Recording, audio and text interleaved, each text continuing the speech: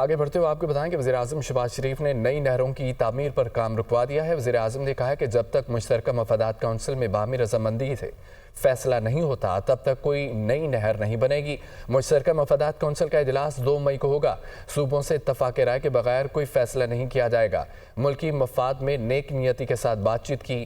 Chairman Peoples Party Bilawal Bhutto Zardari کا وزیراعظم سے اظہار تشکر، کہا کہ وزیراعظم نے ہماری شکایات کو سنا، اہم فیصلہ کیا۔ طے ہوا ہے کہ باہمی رضامندی کے بغیر کوئی نہر نہیں بنے گی۔ بھارت کی جانب سے سنتاس معاہدوں کو یک طرفہ معطل کرنے کی سخت مذمت کرتے ہیں۔ بھارت نے جو اقدام اٹھایا وہ غیر قانونی اور غیر انسانی ہے۔ حکومت کے شانہ بشانہ کھڑے ہیں۔ بھارت کے ہر اقدام کا منہ توڑ جواب دیا جائے گا۔ ملاقات کے بعد وزیراعظم شہباز شریف اور بلاول بھٹو کی گفتگو، ملاقات کا اعلامیہ بھی جاری کر دیا گیا۔ جو نہروں کا معاملہ ہے اس کو ہم نے یہاں پر بڑی سنجیدگی کے ساتھ اس کے اوپر ہم نے بات چیت کی۔ پاکستان ایک فیڈریشن ہے اور اس کے تقاضے ہیں کہ صوبوں کے درمیان جو معاملات ہیں وہ باہمی بات چیت اور باہمی خلوص اور نیک نیت کے ساتھ اور اچھے انداز میں ہم ملکی مفاد میں ان کو طے کریں۔ آج اس بات کا ہم نے باہمی رضامندی سے فیصلہ کیا ہے کہ جب تک مشترکہ مفادات کونسل میں باہمی رضامندی سے فیصلہ نہیں ہو جاتا مزید کوئی نہر نہیں بنائی جائے گی۔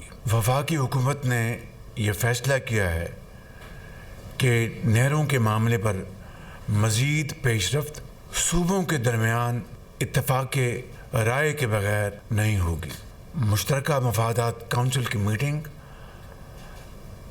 2 مئی کو بروز جمعہ کو بلائی جا رہی ہے۔ ایک تفصیلی انگیجمنٹ کے بعد ہمارے اعتراضات، ہمارے عوام کے شکایات نہ صرف سنے مگر وہ شکایات سننے کے بعد یہ اہم فیصلے لیے۔ صرف اتنا طے کر رہے ہیں کہ کنسنسس کے بغیر پانی کے معاملے پہ نیا نہریں نہیں بن رہے ہیں۔ میں آپ کے شکر گزار ہوں جو حال ہی میں بھارت نے اعلان کیا انڈس واٹر ٹریٹی پہ جو اعلانات کیے ہیں اس کا ہم سخت مذمت کرتے ہیں۔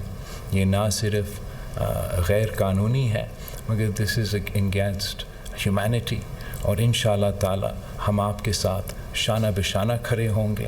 ہم نہ صرف پاکستان کے اس حلقوں پہ مگر بین الاقوامی سطح پر پاکستان کا انڈس کا کیس اٹھائیں گے اور بھارت کا اس فیصلے کا منہ توڑ جواب دیں گے۔